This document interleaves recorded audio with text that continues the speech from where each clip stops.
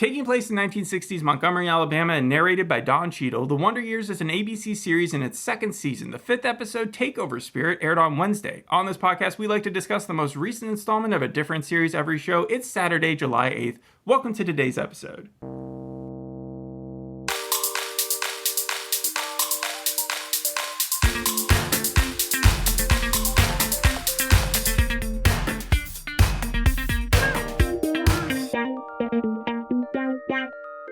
Did you ever watch the original series? A couple years ago, I was on Netflix, and I think they had it playing there. And so I went to, the first episode, and I think I saw the ending of, the first episode, and that was when, Fred Savage held hands with, some lady. Yeah, and that was all I remember from the first series. I mean, the pilot is considered to be one of the best episodes of all time. That may have been why I actually went to go find it. And you're talking about Winnie Cooper. That was the main love interest. I think his neighbor for, the first 3 seasons before she ended up leaving after the third season. Yes. And so... There is no Winnie in this show, by the way. Yeah, well, this is a completely different family. I assume so, yes. It's actually They're on a lot of African-American, and they live in the 1960s. Well, the first Wonder Years was present day?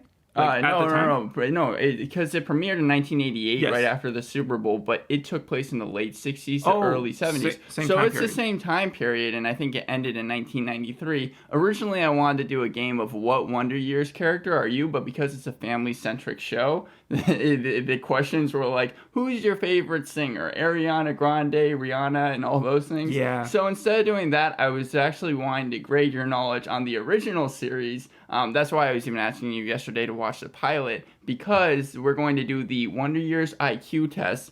Don't be afraid to get all these wrong. There are 9 questions. I only got 1 right when I took it. Yeah, I'm going to get all these wrong. But I thought you meant to watch the pilot of this show, which I didn't end up doing. I just watched season 2, episode 5, and kind of got the plot down and got my feelings about it. But this is going to be completely about the first... The original show. There was no quiz on the And the remake. connection between that show and this show was Fred Savage until he got fired, right? Got fired after the first season. There was actually the highest rated episode, I think still to this date, was in the first season, when they give you more context as to a death that happened in the first episode that was connected with this series as well. Yeah, one of the characters actually knew the character that died in the pilot series of the original series. That is not addressed here.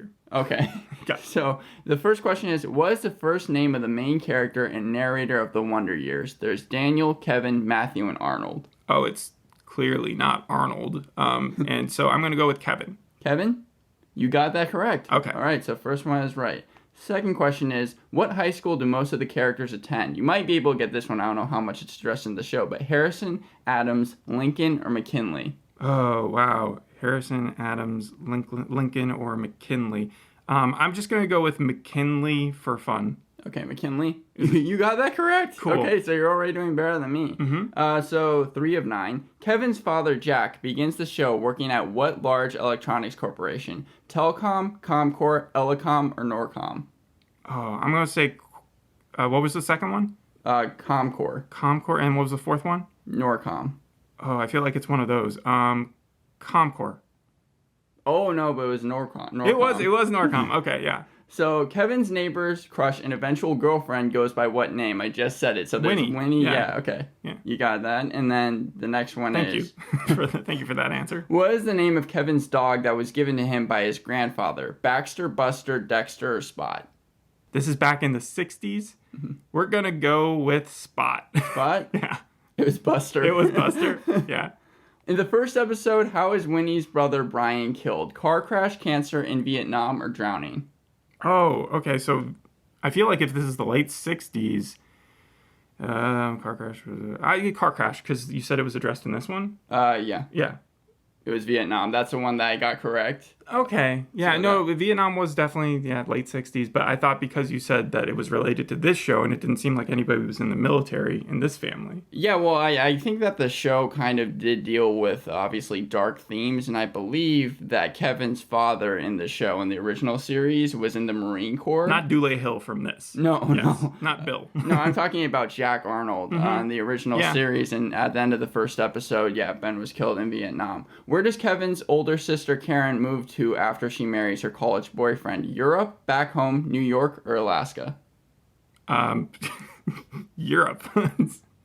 It was Alaska. Okay. We have 2 more to go. Yeah, I'm going to get these both wrong. In later seasons, Kevin's father and older brother Wayne run a store that sells what? Furniture, radios, TVs, or books? I'll go with books. Books? Okay. It was furniture. Damn it. And then the last one. What was the last name of Kevin's physical education teacher who also had to teach sex ed? Daniels, Cutlip, Carr, or Robertson? Daniels, Cutlip. Cutlip, yeah, Cutlip. Cutlip. Yeah. Robertson.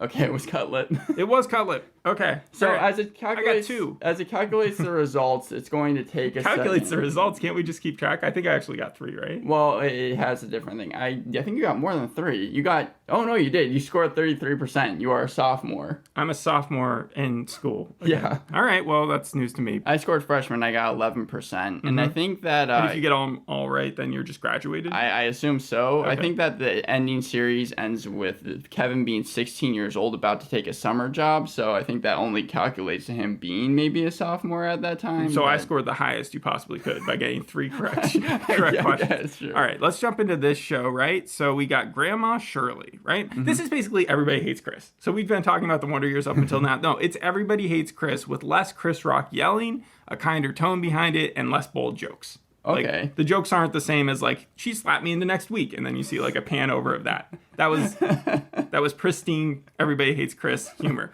But you still have the famous person narrating it, like yeah, absolutely. Don Cheadle comes in there, and he's much kinder than Chris Rock, and less loud.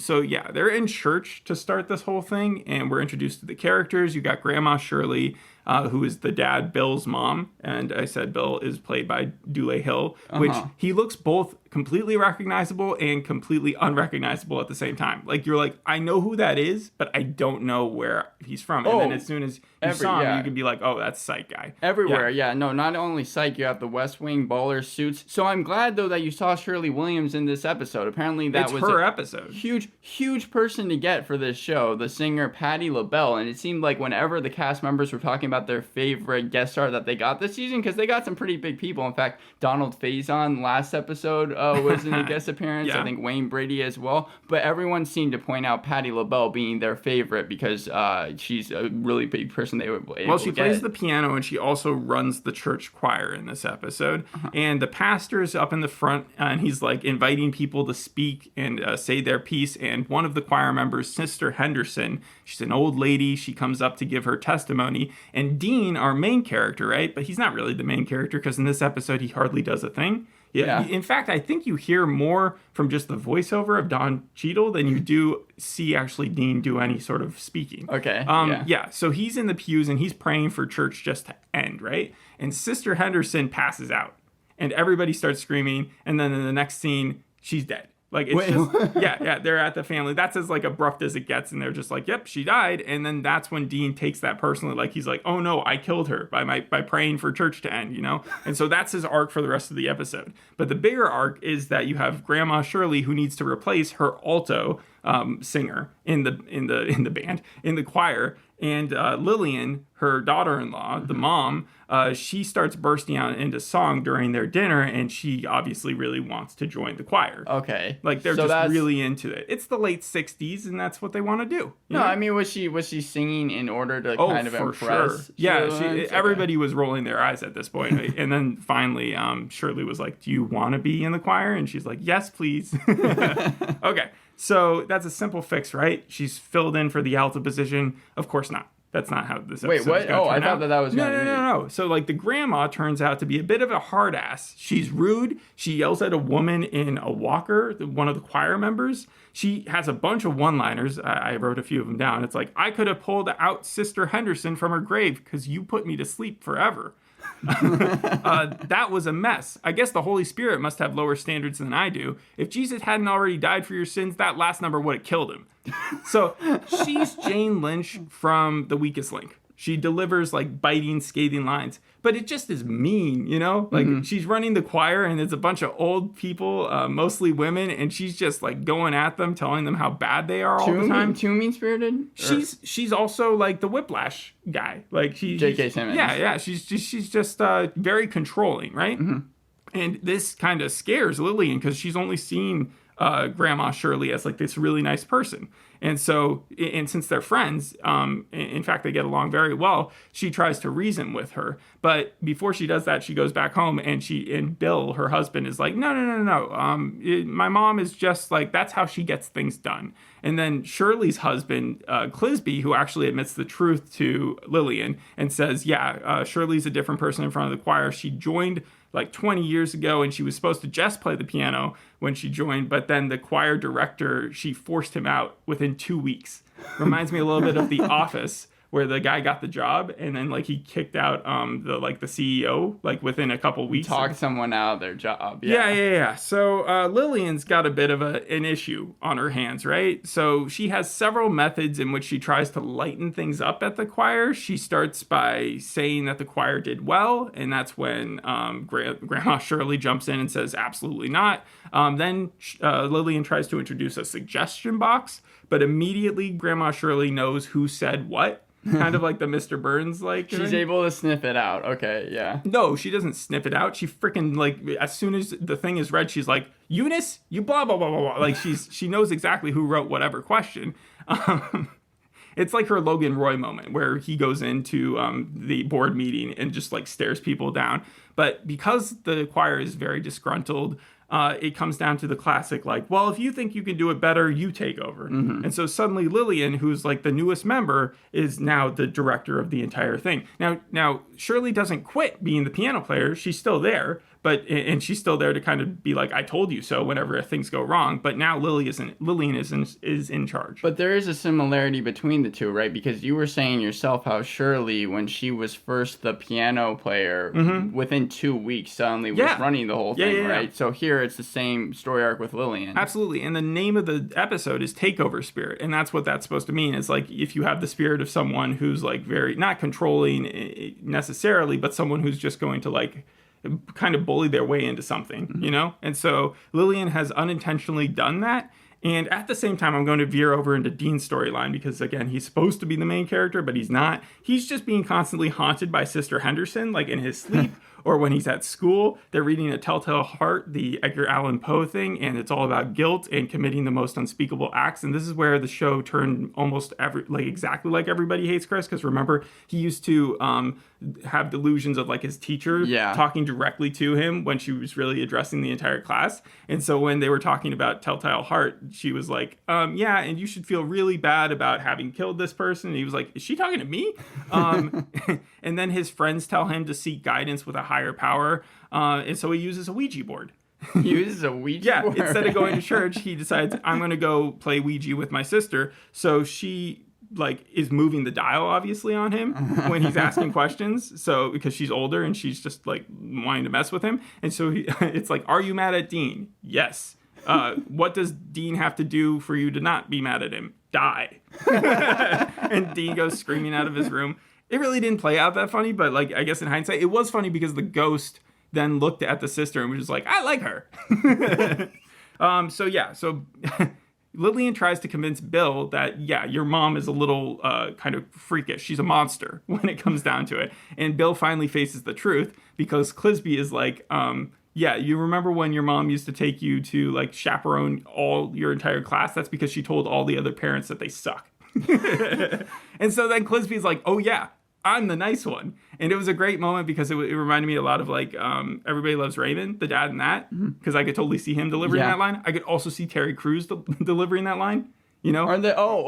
Everybody Loves Raymond. Yeah, because Everybody Hates Chris was a smile. Okay, yeah, okay. So you're saying both the dad characters. Yes, it's such a dad line, but it was perfect. And so Lillian then is like, okay, well, I'm choir director now. She gets to practice. No one's there, and it's time to face the hard truths, which is that unless there's a lot of responsibilities with being director. There's cleaning the clothes, there's calling everybody up and making sure they're on time and stuff, and then making sure everybody's practiced the new songs. Mm-hmm. So what Lillian has to end up doing is she's like, well, we'll make a phone tree. So we'll delegate, and that way everybody will show up on time. But that doesn't end up working either. And then by the time actually like when church rolls around, no one is there or prepared. And so what does she end up doing? She goes out with Shirley and just does a one-on solo number with Shirley playing the piano and Lillian singing. And she ends up singing Wade in the Water, which I recognized immediately because it's the theme song from 5 Days at Memorial. And so I'd heard it like 8 times when I was watching that series.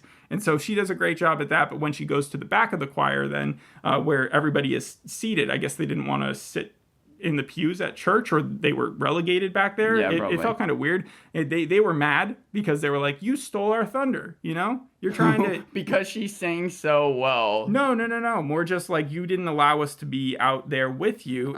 You wanted the glory for yourself. We see how it is. And then they said, like you're Diana Ross and we're the Supremes. And so then they immediately turn on Lillian, and Lillian says, you know what? You're absolutely right. Shirley, she turns to the mother-in-law. She says, can you go back to your post? I am humbled and I'm sorry about this.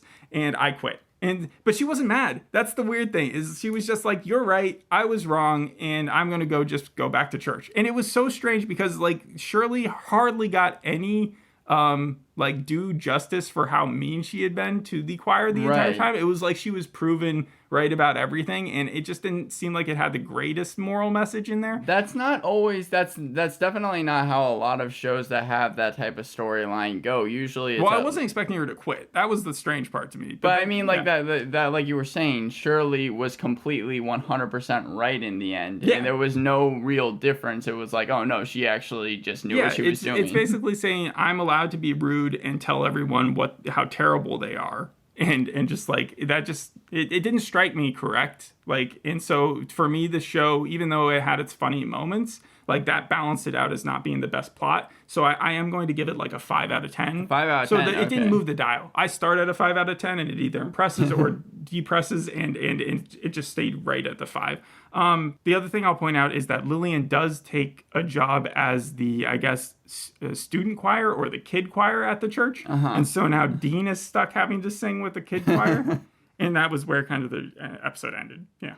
So that's everything. Yeah, that's completely it. Yeah. Okay. So Dean goes to see Sister Henderson's grave because he's still getting haunted by her, and he meets Donna, who is the grandchild of Sister Henderson, and Donna's like, no, she was sick. Like, you didn't kill her. What are you talking about? And then she gives him a butterscotch, and he starts to choke on it. And he's like, "That was a good one, Sister Henderson." And then that's the ending. Okay, that's not what I was expecting to hear from this type of TV show. The overall episode has an 8 out of 10, but this actually has. What do you mean by the episode has an 8 out of 10? It just got released yesterday. Yeah, I know, so it doesn't have that many reviews. But the overall show itself, especially for season 2, has gotten really good reviews. People praise this show a lot, just for, again, it's tough subject matter that it sometimes delves into, but also for not just being a complete remake or retread of the original series, for not deciding to take that family and try to make it its own, just kind of being set in the same, I guess, world or time period. Yeah. How did they represent the 1960s? Well, if you didn't know it was the 1960s, you probably wouldn't have been able to guess exactly when in this episode, because nothing was big about the 60s,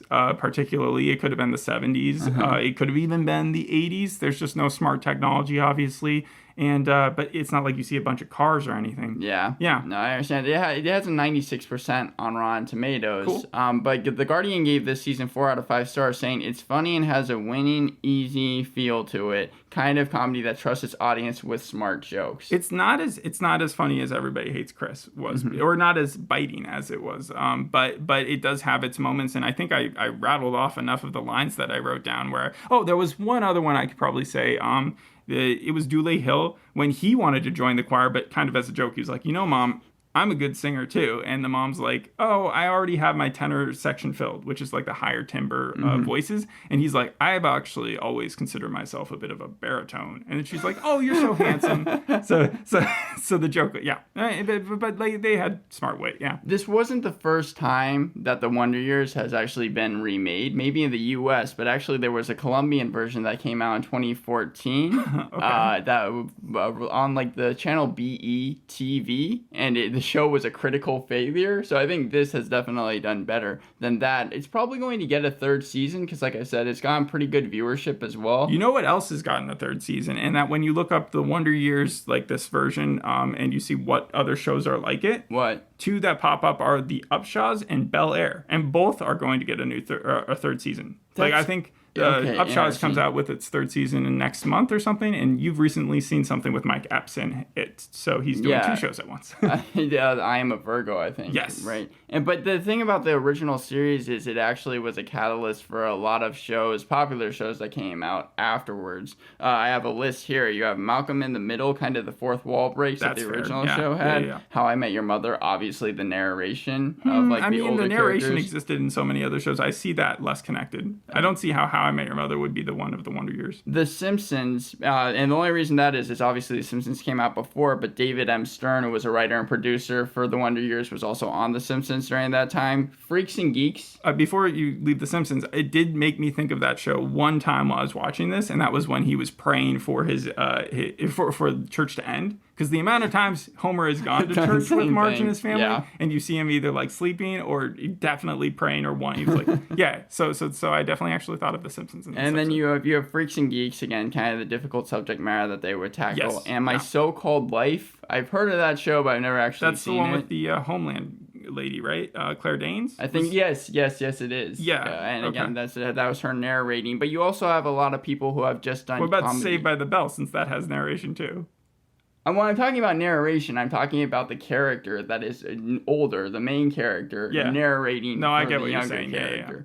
Yeah. And then you also have the creator of this, Saladin K. Patterson. I thought it would be Fred Savage this whole time because he was, again, like you were saying, the executive producer for season 1. But I think he was just kind of there to help out with the show because the creator for this has done things like Dave, The Last OG, 2.5 Men, The Big Bang Theory. And then you also have directors for people that have worked on like The Middle, Mixed-ish, Blackish, Love Victor, The Mighty Ducks, Game Changers, and Abbott Elementary. I am very happy this didn't have a laugh track on it. Yeah, that would have been a sitcom version of it. Well, How I Met Your Mother did, so. I think, though, that, like, especially nowadays, the period of, like, the laugh track is kind of over. Doesn't The Upshaws have a laugh track on it? The Upshaws had a laugh track, but it was, I mean, like, The Upshaws, I don't think about. Does The Neighborhood have a laugh track on it? When you're talking about CBS shows, yes, but when you're talking about... But ABC? But the big comedy shows, like Abbott Elementary, that are, as of now, doesn't have a laugh track. But this is no Abbott Elementary. If this is being compared to Abbott Elementary, this fails. This is mostly like a light version of Everybody Hates Chris. And it's not bad, it's just something that I wouldn't go out to go